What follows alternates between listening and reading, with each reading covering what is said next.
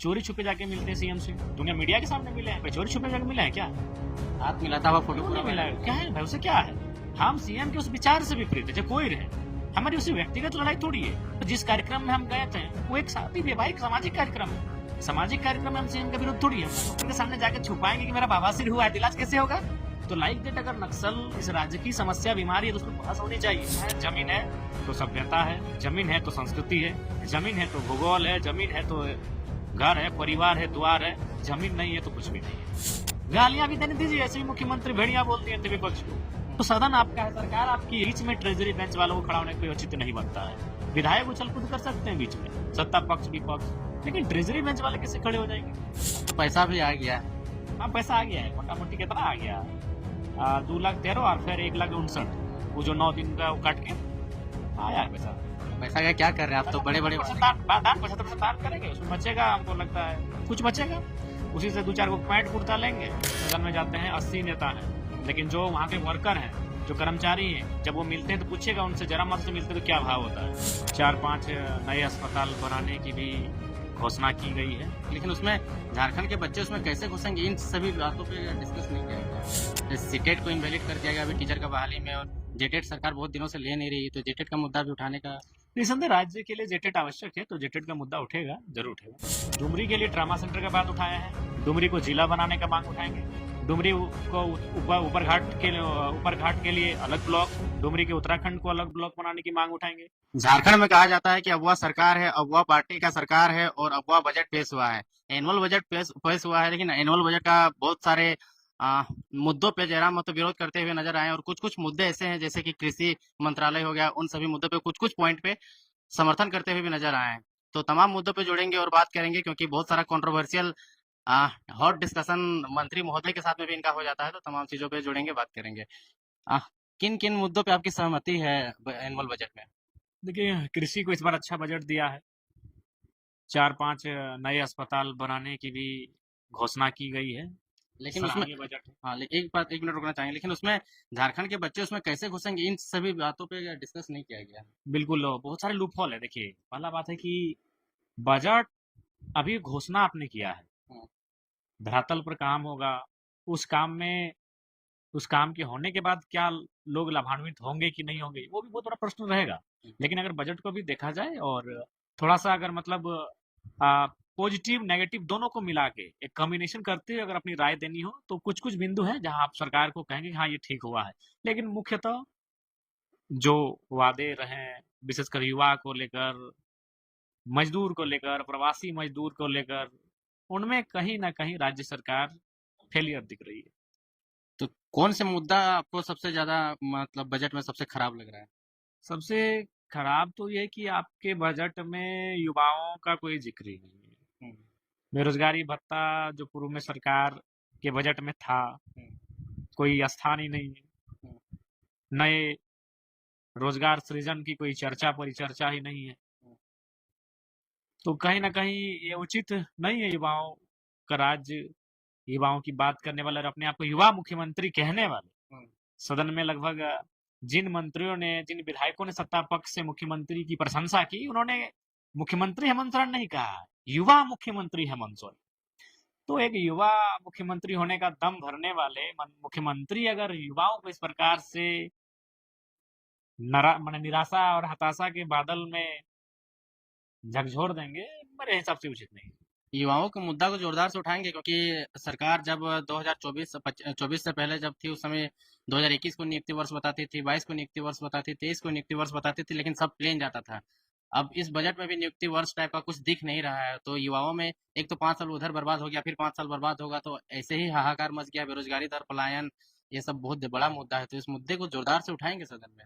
निसंदेह कल मेरा बजट पर चर्चा में भाग लेना है मुझे, तो निसंदेह इन विषयों को कल समय भी रहेगा, क्योंकि आज मान के चलिए आज बजट पे ही बहस हुआ, कल भी बजट पे ही बहस होगा, तो कल समय रहेगा, 5-7 मिनट तक का समय मिलेगा। हमें लगता है कि उस बहस में अपने सारे विषय को रखने का प्रयास करेंगे। क्या जयराम महतो को कम टाइम मिलता है, क्या पार्सलिटी होता है क्या? नहीं, पार्सलिटी नहीं, जो नियम है सदन का, उस नियम का अनुपालन करना होगा, क्योंकि हम एक ही विधायक चुन के आए हैं और एक विधायक के लिए जो समय का आवंटन होता है उसी अनुरूप बोलना होता है। जैसे जिनका 20-35 विधायक है, तो उनको मान के चलिए 35 मिनट बोला, तो वो एक आदमी बोले या 5 आदमी बोला, 35 मिनट आपको खपत करना है।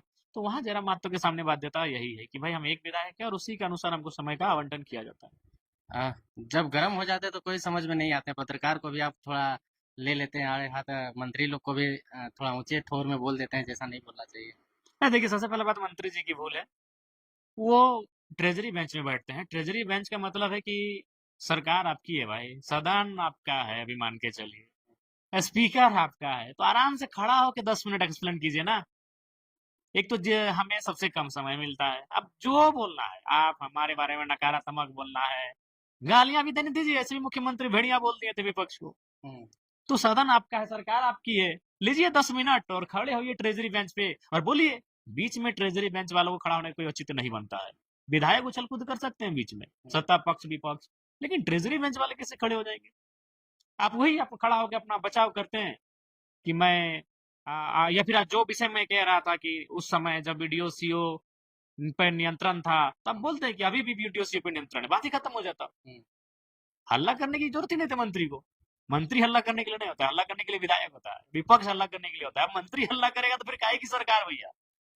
खराब लगता है सब चीज देख करके। नहीं, बिल्कुल वे लोग कहीं ना कहीं जो एक सदन की गरिमा होती है उस गरिमा के विपरीत कार्य कर रहे हैं। ट्रेजरी बेंच को हक नहीं बनता है। लेकिन सत्ता पर आपका आपका हर बात का रिएक्शन सत्ता पक्ष देती है। रामदास सोरेन आप बोले कि आंदोलन में बैठने पड़ेगा 1,36,000 करोड़ लेने के लिए, तो आंदोलन में बैठेंगे, समर्थन देंगे, तो उसका जवाब दिया रामदास सोरेन ने। शिल्पी नेहा तिर्की, मतलब आपके सत्ता पक्ष के लोग हमके आपके हर एक एक्शन का रिएक्शन देते हैं। अरे भाई, राज्य में एक्शन का रिएक्शन तो होगा ही, और जयराम महतो जहाँ रहेगा वहां तो होगा ही। देखिए सबसे पहला बात, अब तो हम जो 1,36,000 करोड़ का बकाया है उसमें भी जब मैंने अध्ययन किया तो उसमें तो 1,00,000 करोड़ तो सिर्फ हमको लगता है लैंड का बकाया है। तो लैंड, इसका मतलब स्पष्ट हो, तो आम जनता का पैसा है। इसीलिए जीएम लैंड की रसीद नहीं काटी जा रही है।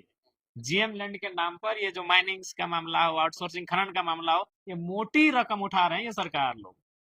वो सरयू राय जी का सवाल है, सवाल को मैंने रखा है, अभी अध्ययन करना बाकी है। अध्ययन करेंगे और इस पर जोरदार बहस करेंगे। 1,36,000 करोड़ जो ये मैंने सरकार जो हल्ला मचा रही है मन से, वो पैसा सरकार का है कि जनता का है, वो भी बताएंगे। आप जीएम लैंड हो, सीएनटी लैंड हो, जितना खरीद बिक्री हुआ, आप देखें आपने कुछ जो क्वेश्चन किया था, तमाम जमीन के मुद्दों पे ज्यादा फोकस कर रहे देखिए हैं। मेरा मानना है, जमीन है तो सभ्यता है, जमीन है तो संस्कृति है, जमीन है तो भूगोल है, जमीन है तो घर है, परिवार है, द्वार है। जमीन नहीं है तो कुछ भी नहीं है। लोग पूछ रहे हैं उस दिन डुमरी में रात में जो कोयला रोक रहे थे, कितना कोयला चोर पकड़े और नहीं पकड़े, और बाद में अगला स्टेप आपका क्या होगा कुछ बता अभी नहीं रहे हैं। सदन आ गए हैं, सदन के पास जाएंगे तभी ना हिसाब फिर करेंगे। शनिचर तौर को जा रहे हैं डुमरी, फिर रैंडमली जांच होगा। एकदम अचानक रैंडमली, एकदम डर भय थोड़ी है, रैंडमली जांच होगा।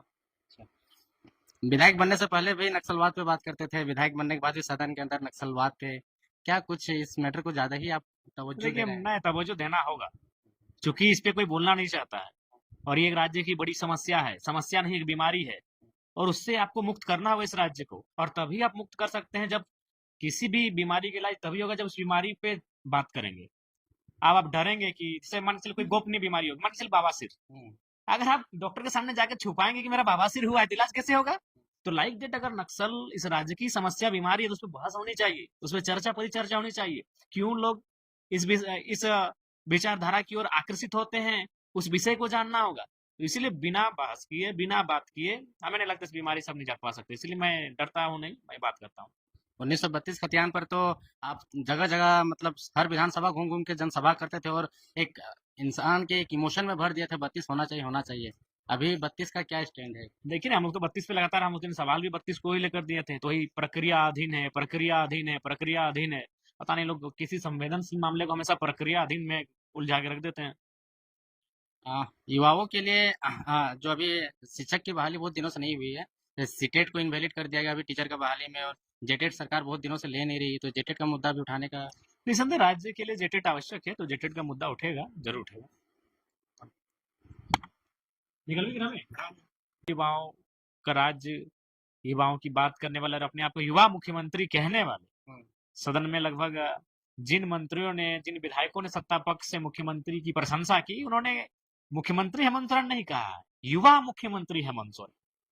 तो एक युवा मुख्यमंत्री होने का दम भरने वाले मुख्यमंत्री अगर युवाओं को इस प्रकार से माने निराशा और हताशा के बादल में झकझोर देंगे, मेरे हिसाब से उचित नहीं है। युवाओं के मुद्दा को जोरदार से उठाएंगे, क्योंकि सरकार जब 2024 से 24 से पहले जब थी, उस समय 2021 को नियुक्ति वर्ष बताती थी, 22 को नियुक्ति वर्ष बताती थी, 23 को नियुक्ति वर्ष बताती थी, लेकिन सब प्लेन जाता था। अब इस बजट में भी नियुक्ति वर्ष टाइप का कुछ दिख नहीं रहा है, तो युवाओं में एक तो 5 साल उधर बर्बाद हो गया, फिर 5 साल बर्बाद होगा, तो ऐसे ही हाहाकार मच गया, बेरोजगारी दर, पलायन, ये सब बहुत बड़ा मुद्दा है, तो इस मुद्दे को जोरदार से उठाएंगे सदन में। निसंदेह कल मेरा बजट पर चर्चा लेना में भाग लेना है मुझे, तो निसंदेह इन विषयों को